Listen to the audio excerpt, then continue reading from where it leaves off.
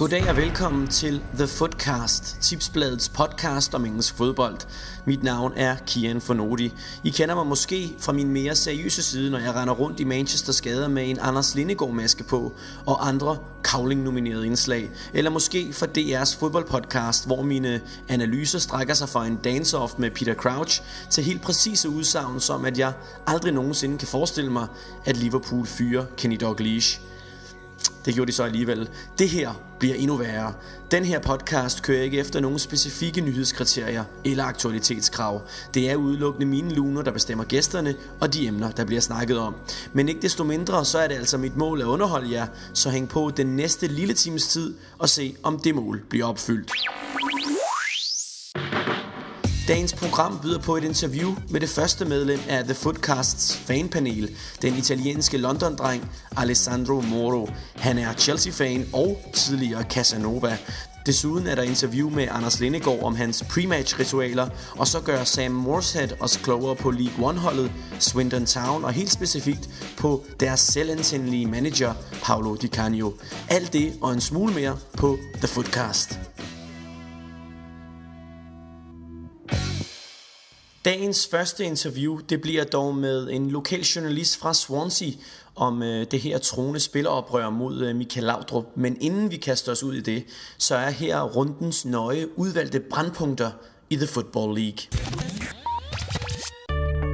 I The Championship, der har Kasper Schmeichel og Leicester indtaget førstepladsen efter en sen udligning til 1-1 ude mod Birmingham, og det er altså også ambitionen for Leicester, en af de økonomisk stærkeste klubber i The Championship, at rykke op i Premier League. Men 6 point, det er altså, hvad der skiller nummer 1, Leicester, og nummer 13, Watford, og efter min mening, så bliver det her nok en af de tætteste championships, vi kommer til at se. I League One, der tabte Liverpools bedste hold, pointmæssigt i hvert fald, sæsonens første kamp, Tranmere Rovers, som de fleste nok kan huske fra starten af sidste årti, hvor de var i Liga Cup-finalen i 2000 og i FA Cup kvartfinalen samme år og i 2001 og 2003. Tranmere Rovers ligger stadig nummer 1 i League One med 4 point ned til en anden overraskelse i den liga, Stevenage. I League 2, der har AFC Wimbledon, det gamle Wimbledon FC, ansat Neil Ardley, og han er altså en af klubbens gamle legender fra The Crazy Gang-tiden, og det bliver hans job at få dem væk fra nedrykningsstregen i den division, men ligger lige nu nummer 22 med 3 point ned til den øverste af 2 nedrykningspladser til Conference League. Og så skal det lige nævnes, at mens det var Manchester United, der havde Storbritanniens højeste tilskuertal den her weekend, ja, så var nummer 2 på listen en klub fra den skotske 3. division. Ja, okay. Det var Glasgow Rangers i det oprindelige Glasgow Derby mod Queen's Park, og der var altså over 49.000 tilskuere på Ibrox til den kamp. En kamp, som Newco Rangers, som de jo hedder nu, vandt med 2-0 efter 2 mål af Lee McCulloch.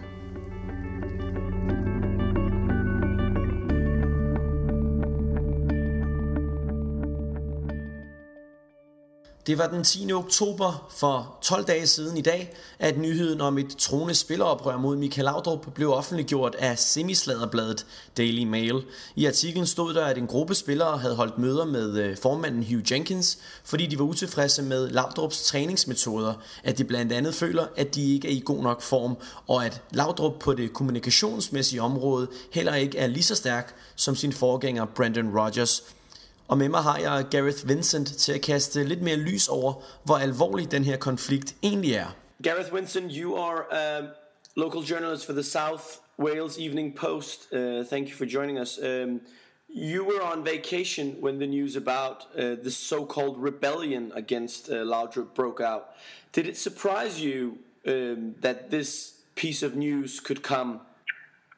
Yeah, I think it did, because certainly the timing of it, maybe in the summer when Michael Laudrup first got the Swansea job, and in his early weeks there was a few sort of mumblings and a few mutterings that you heard about how it was taking a bit of time for him to settle in and for the players to get used to him. But I think that's probably happens with a lot of managers, and that had died down.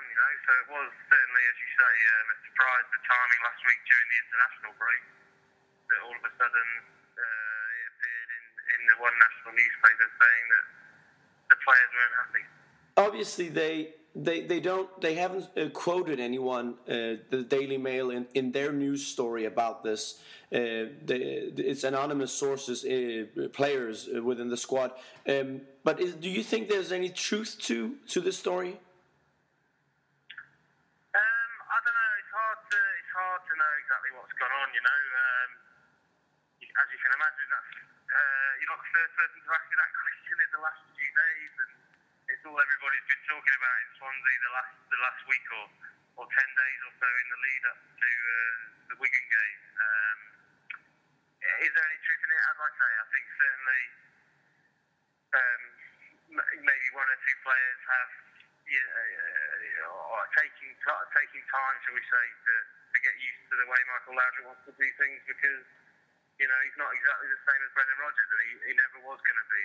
That's the way it is at any club. I think pretty much when a manager changes, there are always going to be different styles and different ways of doing things that the players have to get used to. And what matters is that the team get results, and so far so good with the points they've got on the board. Although they've had the difficult run of 5 league games without a win, they got back on track against Wigan, and now everything looks a lot brighter. The Daily Mail also wrote in the story that Hugh Jenkins actually admitted to have held meetings with some players. So he did not brush this off and said, well, there's nothing into this story. So that kind of confirms the fact as well, doesn't it, that there has been something going on behind the scenes. Yeah, I think you're right, yeah. I was a bit surprised, not only with the timing of the story, but another surprise was to see Hugh Jenkins quoted in it, as you mentioned. But yeah, certainly he has spoken to senior players, but I would say that as far as I'm aware, he's quite often spoken to the senior players over the years that he's been in the position.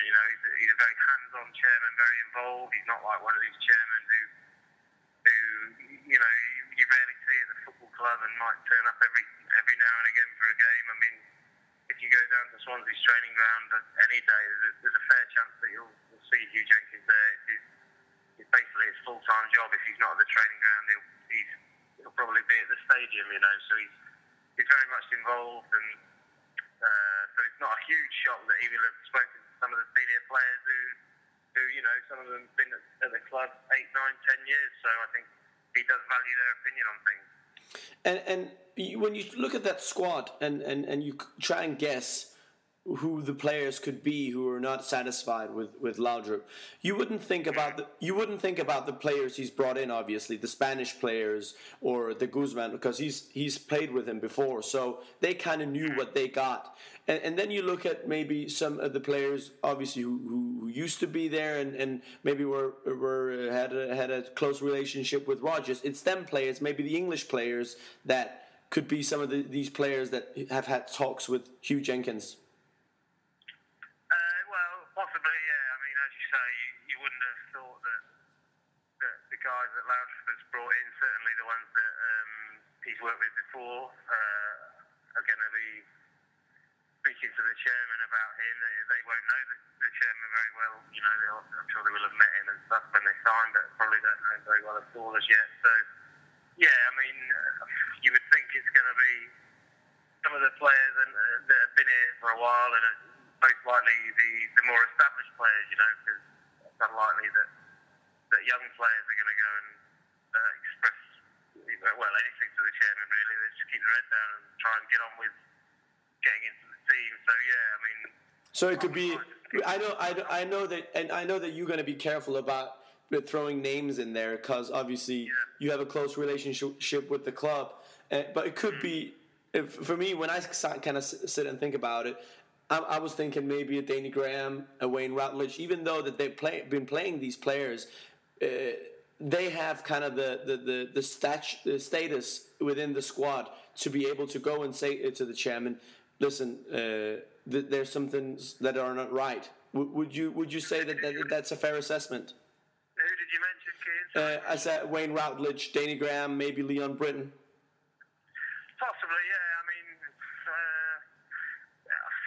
it's hard to talk about. I mean, you would say Routley's probably is in the best form he's ever been in since he's been at Swansea, so he'd be a surprise, for instance. But I don't know, it's difficult to speculate. Like I say, I think most likely, it's going to be senior, well-established players who will have spoken to the chairman. But as I said before, I don't think that's as big a deal as perhaps some people are thinking that it is, because I think that does go on at Swansea because of the way the club operates. It's a close, tight-knit club. There's not a huge number of employees, and these duels pass through cross. So I don't think it's perhaps quite as much of an issue as some people are making out, which is obviously what Michael Laudrup has been stressing for the last few days as well.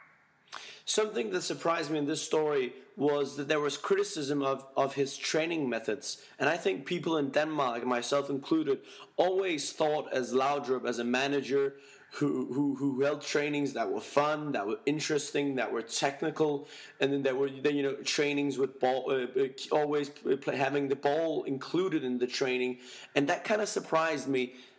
Is that something that you heard as well in the work that you done in the first time of Laudrup's period in Swansea? Oh yeah, maybe there's been hints of that. I don't know. It's hard to.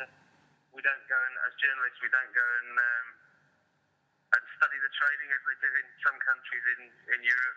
But again, I would go back to the point of when a manager changes, it's pretty much guaranteed that things are going to change on the training ground. That's their day-to-day work. They're going to the office every day of the week, and it's very unlikely, I think, whichever football club, whoever they appoint, the training is going to be identical. It's not going to happen like that. And I think Swansea, certainly Hugh Jenkins, will hope that if there are any issues or things that the players have mentioned, then given a bit of time, everybody will get used to it, and maybe Michael Laudrup will get used to working with the Swansea players as well. And just to kind of conclude on these things, these stories that have been up, it's not like Hugh Jenkins. It wouldn't look like him to go out and sack a manager, or he will give Laudrup time. It should really be bad if he decides to throw him out of the club because of these stories. Yeah, I don't see that's on the agenda at all, to be honest, at the moment. I don't think there's any sign of that or any danger of it at the moment. As you say, it's not really the Swansea owners and Hugh Jenkins and the board of directors. It's not really their style to chop and change managers. They can avoid it. The majority of the changes they have had to deal with is because their managers have done so well and have been poached by other clubs. So certainly that's not something that they'll wish to do. And you have to say, at the moment, with Swansea very nicely placed in mid-table, why on earth would they? So far so good. If Swansea can keep on going, getting the points as they have done in the early games of the season, then everybody's going to be absolutely delighted. So I don't see that there's any danger of that happening anytime soon. Gareth Winston, thank you for your time.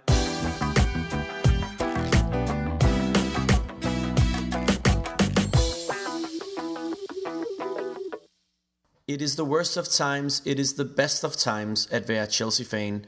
Uden for banen, der fyrer det med dramatik omkring John Terry og Ashley Cole, som er bedre til at være fodboldspillere, end de er til at være mennesker. Og inde på banen, så viser den elektriske trio i Oscar, Hazard og Mata, at sexy football er tilbage på The Bridge. Den første fan i mit fanpanel til at optræde her i The Footcast er Alessandro Moro. Alessandro Moro, people shouldn't be fooled by the Italian name. You are a London boy through and through. You work for Warner Music, and before you fell in love with your current girlfriend, I have evidence that the single most common word you heard from women was yes. It still is, but you're devoted now to someone else. Is that a fair description of you? I believe so. I'll let you have that one. It's a good time to be a Chelsea fan, isn't it, really? It really is, yeah. I'm thoroughly enjoying it. I've almost fallen in love with Chelsea again. Because it's so exciting and very different, really, from the team you had team you had last season, even though that they were successful as well. It seems as though that the transition in the playing style has gone really seamlessly. Yeah, it really has. And I mean, obviously I've been a Chelsea fan for years since I was a young boy, and it's sort of become as exciting as it was to watch the likes of Zola and Gudjonsson all those years ago. You know, we're playing really fluid football. It's quite extravagant. It's not very skill-based, technical-based. And the Chelsea of like 5-6 years ago was all very physical. You know, we used to grind out 1-0 results, but now it's exciting to watch every week. Do you think that the fans are kind of surprised about how easy it's been? I think so, but do you know what? I'm not going to take it for granted, because for about 3 or 4 years running, we started extremely well, and then at Christmas time, our manager gets sacked. So, yeah, but it seems a lot more promising than it has done in previous years with the likes of Scolari.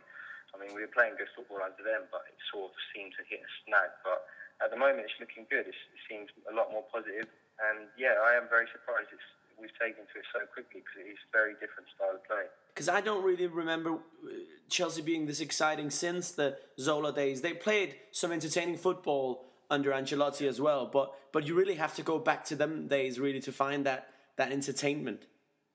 Yeah, it really is. I mean, there was a few spells like Mourinho's second year when we had Robin and Duff on the wings, and you know, we had a bit of pace on our side, which is something we lacked for a long time. But now, like you said, it's a lot more technically based, like Zola and Gudjonsson, players like that. They were very technical. They may have not been the fastest, but they had the ability to beat a man and, you know, popping up passes quickly. So it's a very different style. And people like Mata, Hazard, they're all in the same mould of the Zolas and the Robins. And this is like 5-6 years, even 10 years later. And it just feels like a resurge of that good football. Even Ruud Gullit used to call it sexy football. And I think that's what we've got at the moment. There's obviously some off-field things going on as well. You know, the things that's been going on about Terry and Ashley Cole as well. You as a fan, do you just close your eyes and support your team without asking any questions about kind of these guys' behavior, or does this affect your relationship with your club? I mean, it is a tricky one, because I'm never going to condone what they do off the pitch. Obviously, you'd have to be inhuman to do that. They're obviously wrong, especially John Terry. But at the end of the day, I'm a Chelsea fan. I don't support the individual. I'm not a fan of John Terry. I'm not a fan of the individual. I'm a Chelsea fan. And if that person performs to the best of their ability on the football pitch, which John Terry and Ashley Cole do, they're probably our most consistent players and have been for like the last 5 years. So I'm never going to judge them on what they do off the pitch, providing they put in good performances for Chelsea, and that's exactly what they do. When you watch a game with Chelsea, right, and I would presume that if Chelsea were playing Queen's Park Rangers and Anton Ferdinand was playing, there would be a large amount of the crowd booing Anton Ferdinand. The thing is, I don't really get that way of supporting your team. Neither do I. It's definitely not. I can't condone that. I would definitely not do that, because at the end of the day, you can't have blue goggles on. Like, it's ridiculous to see that if someone plays for your team, they can do no wrong. Like, as a human, they can do every wrong in the world, and you should never condone it. But what they do on the football pitch is a different story. And, you know, Terry's, unfortunately, started to bring his problems onto the pitch as well, and there's no way that I can condone it. And if it affects the team negatively, then I'd rather that he didn't play than he did. And it's as simple as that, really. The last game you played against Tottenham, Terry wasn't in it, Lampard wasn't in it. It seems as though that kind of transition, that change in generations in the team are quite slowly, it's getting in there. And that's what Andre Villas-Boas wanted to do quickly. But it seems as though Di Matteo, he's been able to kind of do it in a more smooth way. Well, he's gone about it in a much more sort of like clever way, because Villas-Boas went in. I mean, the guy was, 34 years old. He was younger than some of the players that he was managing, and he went in all guns blazing. You know, you can't go into a club that have done so well for about 5 or 6 years, and there's players there that have been the backbone of the team, i.e. John Terry, Frank Lampard, Ashley Cole. You can't go in there and tell them, you know, you're not good enough, I'm dropping you to the bench. It doesn't work like that. They're never going to respect him, and the people that are around those players respect Terry and Lampard probably as much as they would the coach at that stage. So Di Matteo has obviously gone in there. He's got the respect of the players already, being an old player. He's a legend in the ranks. They're going to look at him with more respect, and they're going to value his decisions even more. And he's phased them out. He hasn't just dropped them. You know, like he dropped Ashley Cole against Napoli in the Champions League, just bizarrely, just completely dropped him in the team. Whereas Di Matteo has sort of phased Lampard out, for example, slowly, or he's rotated Terry. And it's just the way he's going about it. It needed to be done, but it just needed to be done in the correct manner. And I think that's what he's doing. Did you feel before the season, obviously there were a lot of speculation about would they lure Guardiola to take over, and then eventually Di Matteo stayed on and only signed for another year. And I thought firstly that would kind of undermine his role, even though that he had been caretaker and was there for a short amount of time anyway, but still that was a kind of a different job. Now he only has a year. Do you feel that the board and the owner should have showed him more trust and said, okay, you're our guy? It would have been nice. It's a very strange one. I mean, there were rumours that it's a year with an extension at the end, so it could be 2 years, but then we don't know the truth. But you would have thought that having given us the Champions League, there's not really anyone else there that can do a better job, and he's gone on to prove that this season. So I hope it may be that halfway through the season, if we continue to do well, I'd like to see them given an extension. I mean, Guardiola is a great manager, but at this moment in time, there is no one better for us than Di Matteo, and he's proved that. And lastly, a great start to the season, and them three electrical three, them three behind the Fernando Torres, Hazard, Mata, and Oscar. They just look out of this world. How do you see the season kind of going forward? You reckon you're gonna be up there come April and May? Yeah, I really do. One thing I would like us to see is bring in another striker, because I don't think Torres is cutting it at the moment. He works hard, but he doesn't really offer much else to the team. As you said, all those three players behind him are doing all the work. I mean, he's come up with 4 goals, but to be honest with you, like, they've been served on the plate. I probably could have scored them. And when it's time for him to step up, i.e. yesterday at Spurs, he missed the 1-on-1 with the keeper. Another time he went through 1-on-1 with the keeper, and then he failed to shoot, and the defender got his foot in. And I don't think he's up to the level of the 3 guys behind him. I'd like to see us bring in a striker. I think if we do that, then we've got every chance to win the league, because the rest of the squad is brilliant and they're just playing out of their skin. Alessandro Moro, thank you very much for being with us today. It's a pleasure, Ken. Thank you very much.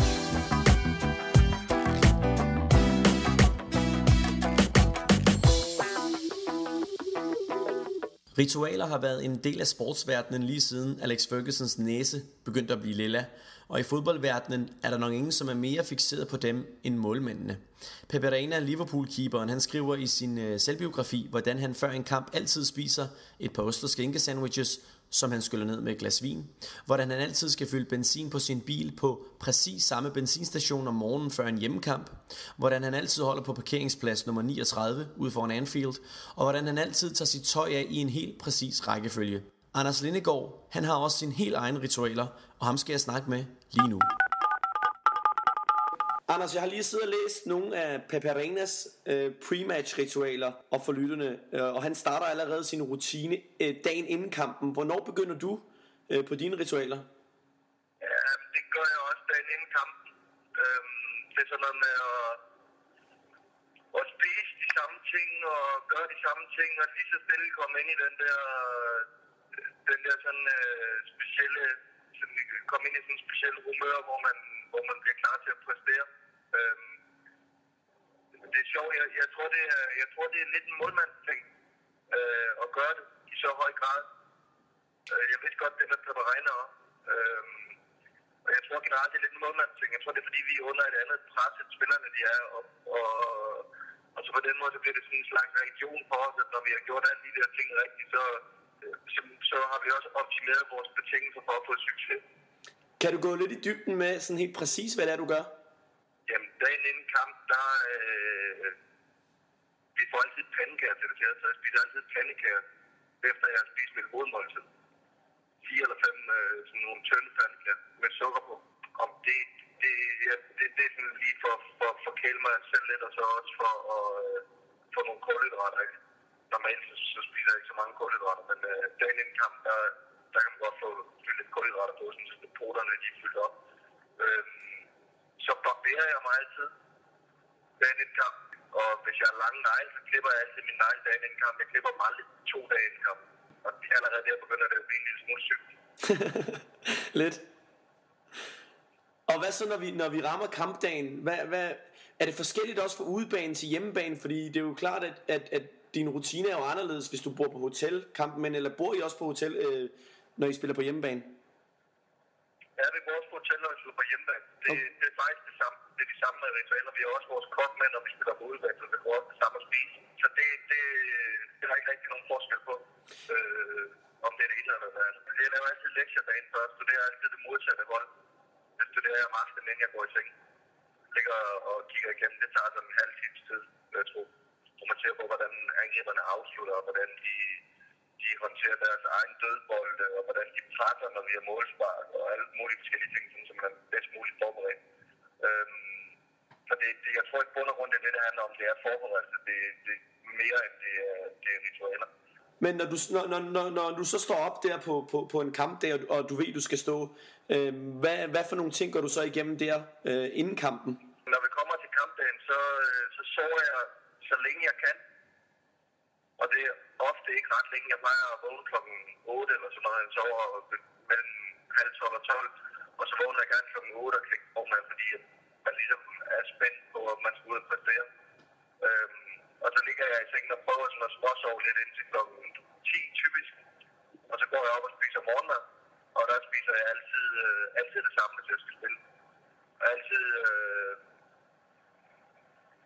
sådan nogle morgenmadsprodukter med mælk på. Så enten havregrød eller også så chokopops. Og jeg spiser ikke så meget. Jeg spiser bare en stor portion. Så det er ikke sådan, at jeg sidder med flere tallerkener og spiser frugt og forskellige ting. Når du ankommer til stadion, går du så igennem nogle ting? Tager du dit tøj af i en bestemt rækkefølge og tøj på i en bestemt rækkefølge, eller hvordan fungerer det? Jeg hører altid musik på vej til stadion, og så når vi kommer ind, så har vi taktikmøder, og så har jeg en lang række ritualer. Altså derfra til kampen starter stort set, der er det stort set ikke andet end ritualer. Altså og det er alt fra til tøjet på den rigtige måde, til hvad jeg drikker, til hvordan min opvarmning den udføres, til nogle små fokusøvelser lige inden man går på banen, og til hvordan håndklædet skal hænge i målet, og til hvordan drikdunken skal ligge. Så der er en lang række ritualer, jeg går igennem derfor, hvor jeg føler mig helt klar. Er det også noget med, at du tager den venstre støvle på først, eller den højre støvle og den højre handske, venstre handske? Hvordan fungerer det? Jamen sådan er det hele vejen igennem. Højre først, og så venstre bagefter. Så højre sok først, og så venstre sok, og så højre benskin, venstre benskin. Tape på højre strøm, tape på venstre strøm. Højre støvle, venstre støvle. Højre handske, venstre handske. Og hvis der er noget, der går galt undervejs, hvis jeg kommer til at tage min venstre sok på først, så den højre, så tager jeg det hele af og starter igen. Og hvis jeg tager tape på venstre, så den højre, eller hvis det går galt på den venstre, og det skal også snores på en bestemt måde, samme antal gange rundt om, så tager jeg også tape med og begynder forfra. Er det ikke belastende, eller er det bare den, som du siger, en del af det, som gør en klar til at præstere? Altså, jeg synes ikke, ritualerne er belastende. Jeg synes nærmere, de er tværtimod. Fordi jeg synes, det er helt det, at skulle spille en kamp med så stort pres, som er belastende. Det er et enormt mentalt pres, man er under, og en enorm mental belastning, som man skal igennem. Og alle ritualerne, de hjælper ligesom til, at man slapper af, at man får gjort sine ting ordentligt, og at man kommer i det rigtige mode. Altså, jeg ved, at når jeg har gjort alle de der ritualer ordentligt, så har jeg også forberedt mig bedst muligt på den her kamp. Så er der ikke nogen, der er ikke pludselig et eller andet, jeg har glemt. Jeg har ikke pludselig glemt at få sat tapen ordentligt, eller jeg har ikke lige pludselig ikke fået de rigtige handsker med til kamp. Eller det. Altså, det alle sammen, det indgår i de der ritualer og gør, at alting bliver gjort perfekt. Det er det handler om på det niveau. Fodbold på det niveau. Det er bitte små detaljer, der gør, at man får det bedste resultat. Og skulle man en dag ikke opnå det bedste resultat, fordi man ikke har forberedt sig ordentligt, så det er jo frygteligt. Det vil man jo tilgive sig selv. Jeg tror jeg læste i Michael Laudrups den bog der blev skrevet af Michael Laudrup, Ambassadøren, da han var i Lazio, så havde han en mega skør træner. Og det var noget med, når de kørte til stadion, så måtte de ikke holde for rødt. Og det og der opstod jo nogle sjove situationer i forbindelse med det, eller farlige måske endda. Har du nogensinde prøvet at have en træner, som krævede, at de gjorde noget specielt? Nej, det har jeg ikke. Jeg kan godt mærke på Ferguson, at han også har sine ritualer. Men hvad de præcis er, dem tror jeg ikke, jeg har lyst til at fortælle. Dem må han selv fortælle. Men han har også nogle ting, han sværger til. Men det er ikke sådan noget med, at man ikke må holde for rødt, for eksempel. Risikere liv og lemmen, hver gang man bliver ved kamp. De er forholdsvis banale. Men jeg har da i min tid som fodboldspiller oplevet nogle folk, som har gjort nogle mærkelige ting. Jeg kan huske Martin S. Jensen, der var målmand i OB på et tidspunkt. Han skulle altid have reservemålmanden til at komme ned med håndklædet og dunk, når kampen var gået i gang. Så det var en røvtjern at få. Og jeg kan også huske Kim Brink, en gang jeg var skadet under en semifinal i pokalturneringen oppe i Viborg, hvor det virkede som om, altså nu snakker jeg ikke mere om det, fordi det var så bizarrt, men det virkede som om, at han skulle sige hver gang minuttet, altså hver gang stadionuret det ramte et minut rent, så skulle han sige det højt. Det er jo meget specielt. Altså, man står ved tiden af en sportsdirektør, der selv lige pludselig siger 76. 77. Det var meget specielt. Altså, jeg har også hørt dem der om Pepperina. Altså, jeg har hørt, at der er en rigtig sjov lidt med, eller sjovt, det ved jeg ikke, i hvert fald et specielt lidt med, at han skal besøge en bestemt benzinstation hver morgen, inden han skal til kamp. Lige præcis. Han skal fylde tanken op, helt op, selvom at den nærmest er fuld. Ja, så han nogle gange kan gå ind lige og fylde en liter benzin på. Lige præcis. Han kan stå og vente i 5 minutter, og så kan han gå ind og fylde benzin på for 8 pund eller sådan noget, står der i hans bog. Ja, det er jo også meget specielt. Ja, det er meget sjovt. Og her til sidst, hvis vi kan snakke lidt om, at du jo skal være far, det har du selv været ude og offentliggøre. Ja, det er en stor ting. Det er noget, jeg glæder mig til meget. Alt er jo på plads, og der er ikke noget, der mangler. Men som alle andre fædre, jeg kender, både mine egne og mine kammerater og så videre, de siger alle sammen, man bliver aldrig rigtig klar. Man tror, man er det, men man bliver det aldrig. Og jeg skal lige høre, lad os nu sige, at Misses fødsel falder sammen med en Premier League kamp. Du får at vide en time inden, at nu skal hun føde, og du skal spille den kamp. Hvad gør du? Jeg spiller alt, hvad jeg har i hænderne, og kører direkte ud på hospitalet for at være sammen med min familie. On that note, Anders, tak fordi, at du vil være med. Det var slet.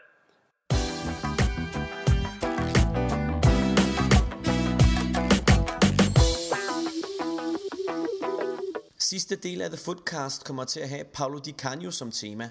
Om lidt der skal jeg snakke med Sam Morshead, som er lokaljournalist i Swindon, om de skøre historier, han har oplevet ved at dække Di Canio og Swindon Town i de sidste 18 måneder. Men først til et fast element her i The Footcast, som jeg kalder ugens Paolo Di Canio. Ugens Paolo Di Canio er et vredesudbrud over en bestemt ting i fodboldverdenen. Hver uge vil en ny mand eller kvinde være afsenderen, men i premiereudgaven der leverer jeg selv det første udbrud. Men først lige et eksempel fra mesteren selv. I do what I want in the technical area if I call my players. They can't stop me do this. I call my players, I have to do what I want with my players. If I don't go out from the technical area, no, say to me, call them only with the voice, don't move the arms. That is not acceptable. I will move my body, my arms, my shoulder, my legs, that can't send me off every time. Ugens Paolo Di Canio. De engelske fodboldklubber er paranoide, selvretfærdige og magtliderlige, og personificeringen af dem er deres ulideligt arrogante pressefolk, der hellere vil dø, end at gøre livet tåligt for en journalist. Sidste sæson, der ventede jeg 10 måneder på et interview med Daniel Lager, og så fik jeg til sidst et nej. En anden gang stod jeg op klokken 3 om morgenen, kørte 5 timer tværs over England til Norwich, for at finde ud af, da jeg ankom, at pressedagen var aflyst. Undskyld, sagde de. Da jeg sagde til dem, at de alligevel måtte skaffe mig et interview med Paul Lambert, der skulle jeg nærmest bøje mig i støvet for at få lov. Jeg fik 5 minutter med en gnaven mand, som sagde mindre end en rocker til afhøring hos politiet. Jeg kørte engang 2,5 time til Doncaster til et interview med El Hadji Diouf, og fik at vide, da jeg ankom, at Diouf altså ikke var til træning. Southamptons pressemand har i over et år ignoreret min anmodning om at lave et indslag om deres succesfulde ungdomsafdeling. Og senest der har Middlesbroughs pressemand afvist et interview med en ungdomstræner, fordi et interview på 10 minutter på træningsanlægget var for svært at organisere. Ungdomstræneren, han havde ellers sagt ja. Jeg har anmodet om interviews med over 50 spillere uden at få svar. Engelsk fodbold er underholdende og dramatisk, ja, men i kulisserne der gemmer der sig nogle af de mest regelrette, ufleksible og paranoide parasitter, du kan forestille dig. Og som journalist, der kan du ikke gøre andet end at fortrænge din vrede. Keep calm and carry on. Fucking idioter. Hello Sam, thank you for joining us. You are a local journalist covering Swindon Town. And I guess that the last 18 months with Paolo Di Canio has been interesting, to say the least. How has it been like covering Swindon the last 18 months? You're certainly not short of a line for a story when you're covering Paolo Di Canio. He's always got something to say, apart from the current moment, as it happens, when he's not talking to the media. But he's opinionated, he's energetic, he's passionate, and it's certainly an interesting time. You don't have many football managers that you can get so much out of from just one short question. I don't think, just by kind of just following the things that have been in the media, I don't think there's any other League One or League Two managers who's been in the media as much as he has. Try and describe some of the more bizarre moments that you've experienced with him and that's been around Swindon in these 18 months. Well, he's known for his anecdotes and his attempts at analogy. He likes to describe incidents in funny ways. He's described his players as chihuahuas when he was talking about them being quite meek and weak in their performance. He's gone off on huge tantrums and seemingly threatened to quit for no apparent reason. He winds himself up. He starts off just normally answering a fairly simple question, and then within minutes he'll still be answering the same question, but he'll have lit his own fuse and he'll go off like a firework. And he's such a character that you can't help but sit there in awe. And some of our press conferences that we have just as local journalists last for up to 45 minutes to an hour, which is just a remarkable length of time. And it's because he's got a view on everything, and you can never stop him from talking. And he finds it very hard to not voice his opinion, which some people say is a good thing, some people say is a bad thing. He's obviously gone off on a few with his players, with Wes Fodringham, the goalkeeper that he substituted after 22 minutes at Preston. He just went off on a rant with him.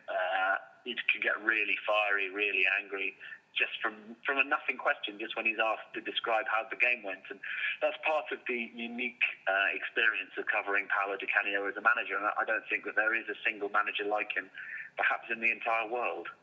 There was also a scuffle between him and Leon Clark in the beginning of his tenure there. Try and describe that situation. It started after a League Cup game against Southampton in August last year. Leon Clark, when he came off, I think I'm right in saying he was complaining about the amount of running that he was having to do in training. He was told as he came off the pitch that there was going to be more running in training the next day. The manager, Di Canio, tried to get him down the tunnel. They disagreed. He wouldn't let Di Canio put his arm over his shoulder. They scuffled briefly in the tunnel, and then Clark reappeared onto the pitch, where he stood for a good half hour while the whole crowd filtered out. The chairman at the time, Jeremy Ray, came on the pitch. He tried to coax him back inside. He wasn't having any of it. Quickly it emerged that he'd already expressed a desire not to be at the club anymore, and Di Canio said he would never play for Town again, and soon he was packed off on loan to Chesterfield. It showed at the time that the chairman, Jeremy Ray, gave all his backing to the manager over the player. It was an intriguing incident, but it also set the tone for the rest of the season, because up until that point they'd lost 5 games out of 7. They were struggling a little bit in the league, but suddenly that incident sparked them, and in the end obviously they won the division title. So it was the flashpoint that sparked a pretty sensational season for Swindon. There was also a question about Paolo Di Canio, you must correct me if I'm wrong, but racially abusing one of his own players. Is that right? There was a claim made against him by Jonathan Tahui, who was a striker on loan from Leyton Orient in March last year. He only played a couple of times before he was sent back. The claims haven't been substantiated. The board at Swindon conducted their own investigation into it and completely cleared Di Canio of any kind of wrongdoing. The issue is still, I believe, with the Football Association conducting their own inquiry, and we haven't heard anything back now, and it's been a good 6 months since that was filed to them. So I don't know for sure where that is in terms of being resolved, but there was the claims, although the club stood by the manager yet again, saying that nothing happened at all that was worthy of such claims. And also, you mentioned this Wes Fotheringham incident, and I've laughed so hard of this interview afterwards with Sky. It's just amazing how he talks about this incident. Try and just describe what happened as well at the press conference after that game and the way he just went off. Yeah, well, he'd taken off Wes after 22 minutes of the game against Preston. He thought that he was playing pretty poorly. I mean, he wasn't playing well, but taking off a goalkeeper isn't the usual thing to do, let alone halfway into the first half. After the game, he was asked about it. He was asked why he chose to do it, and he just launched into it. He accused his goalkeeper in that particular moment of being the least professional player he'd seen. That doesn't mean that he thought that he was the least professional player he's ever seen, but just in that moment on that day. And he just kept on having a go, having a dig. He likes to openly criticise his players in public when he can. It might be a way of disciplining them or keeping them within the lines. But it was just extraordinary standing there and listening to probably 6-7 minutes worth of it, getting angrier and angrier and more red in the face. But this is something that we've got used to expecting from Paolo Di Canio. He, like I say, he's got an opinion, and when he's got an opinion, you're going to hear about it. And he actually said to the fans, because there were some fans who were booing him, and he actually told, well, they can just F off to Oxford if they're unhappy. He did. He said if they don't want to go and watch there, then they can go down the road and watch Oxford, which, well, I think the fact that he's so well thought of by a certain group of fans here shows, because he wasn't hugely criticised publicly for it, because there have been managers in the past who have said that, and it hasn't gone down anywhere near as well. I don't know the wide-scale thoughts on it. You can only tell by forums, etc. But, you know, he says a lot of it in the passion of the moment, and his interviews post-match can frequently be taken a bit out of context because he's got so much burning passion inside him. When he starts talking about something after a game, when he's been involved in a match for 90 minutes, it's very hard for him to control what he's saying. I think that's something that he'll learn as a manager as time goes on. Do you find him a good manager technically, or is he just all this charisma and passion and not really any, you know, anything relating to kind of the technicalities of managing a football team? Personally, I think he's tactically very good. I think he's very astute. It's his man management that I disagree with, and I don't see the benefit of the way that he does conduct some of his private laundry out in public. But tactically, he's good. He knows how to use a player. He changes systems well and to good effect. Like most recently, the 2-2 draw against Coventry a week on Saturday ago, when he completely changed the system from a 4-4-2 to a 4-3-2-1 to a Christmas tree formation with 25 minutes to go. Town were 2-0 down. They ended up ripping Coventry to pieces and drawing 2-2. So he knows what he's doing. He brings in the right players to do the right job. He is very thorough in his training methods. He's very thorough in his drills. He's very thorough in his preparation. The team will sit down for hours to watch clips of their opposition for the coming match. So I would say that technically and tactically, he has got everything that you could possibly want from a young manager to be able to go on and achieve in the game. However, I think he's still got plenty to learn on a public relations, or at least a private and personal relations with his players level.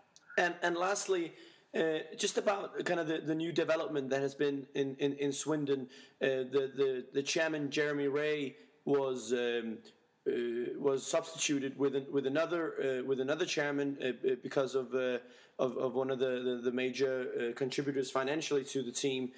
One of the sponsors said that he wanted another guy at the helm. What has that done with Paolo Di Canio's situation as a manager? Well, it's a funny one to ask because really, if you're being mature about it, it shouldn't affect you as a manager at all. I mean, you're there, you're employed by a club to do a job. He sent out a statement on Monday evening after it was announced that Sir William Patey would be replacing Jeremy. And it was independent of the club, and it said that he was very disappointed about the decision to remove Jeremy as chairman. He said that it may affect, words to the extent that it may affect how he sees himself going forward at Swindon Town. He hasn't spoken to the media since it was revealed on Monday that Jeremy was being removed. So it's hard for us to know exactly what he's thinking at the moment. From my point of view, I think it's a little bit petty that he didn't do his post-match press conference yesterday. There's no reason why, from a team's performance point of view, he should be particularly upset. They missed a couple of chances, but playing with 10 men for 65 minutes, they got a point. That was all right. But we don't know because he won't come out and say anything. And the longer that goes on, the more and more detached you feel that he becomes from the media and perhaps even from the fans. I mean, that time will tell on that. But we hope that it's all resolved amicably. It's the situation where the majority shareholder decided that he wanted to bring in someone who could manage the business as its entirety a bit better. So we're talking about the commercial side as well as the footballing side. And we've spoken to the new chairman, and he wants to work closely with Di Canio and form the kind of relationship that the former chairman had. So hopefully it all gets resolved. But like I say, until he actually comes out and speaks to us, then what he's thinking is always going to remain a bit of a mystery. Sam Morshead, thank you very much for being a part of this podcast, and I wish you all the best with Paolo Di Canio going forward. Thank you very much. Og det var første udgave af The Footcast Tipsbladets fodboldpodcast. Mit navn er Kian Fornodi. Jeg aner ikke, hvad der kommer til at være på programmet i næste uge, men jeg kan love, at næste uges program det bliver bedre end rigtig dårligt. Så er der i hvert fald lidt at se frem til. Og andre ting at se frem til er der i den kommende uge Champions League, og på søndag er der Merseyside Derby, hvor at jeg forudser, at Thomas Graversen og Christian Poulsen gør comeback. Det vilde er bare, at det bliver for det samme hold. Ja, hvilket hold, det må I jo vente at se, når den her kamp den bliver vist på tv. Og så mødes Chelsea og Manchester United på Stamford Bridge, hvor jeg ved, at Roberto Di Matteo har købt en rigtig fin og dyr rødvin, som han vil hælde ud over Alex Fergusons næse. Det er jo derfor, den er blevet så lilla. Mit navn er Kian Fornodi, det har jeg sagt en gang, nu siger jeg det igen, og så siger jeg også farvel. Farvel.